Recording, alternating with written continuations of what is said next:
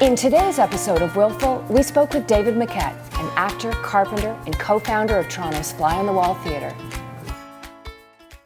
A lot of actors talk about that first intoxicating moment when they make an audience laugh or go silent with emotion. What was your first moment? Well, it goes back to high school. Yeah. You know, the first play I did was Agatha Christie's 10 Little Indians. And I'm trying to remember the character, but I was the old guy. I don't know. How old were you? I was 17, and I was playing a character that was in his 80s and was sort of a bit of a fuddy-duddy, and so I had a mouthful of braces. Yeah. You know, train tracks on the upper and lower teeth, big shaggy head of dark brown hair, and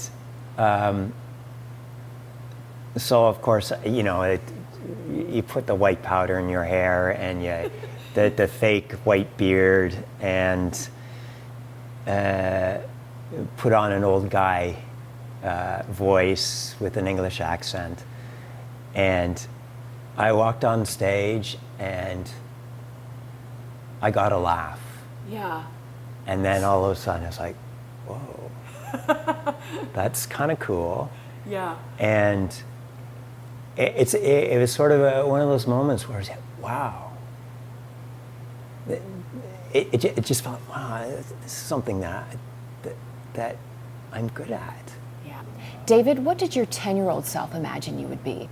Boy, 10 years old.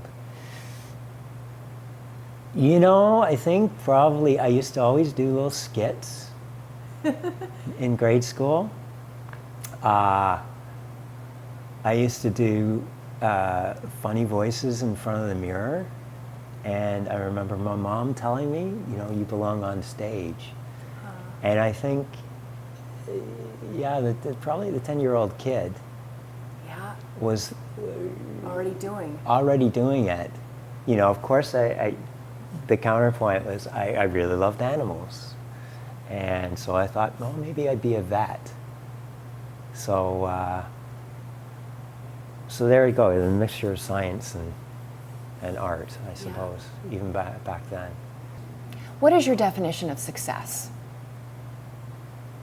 I don't want to sound too egotistical here, but I suppose being recognized as a good actor, and if you can, maybe on a smaller scale, doing a play and feeling that you've made a connection with the audience. As I've mentioned before,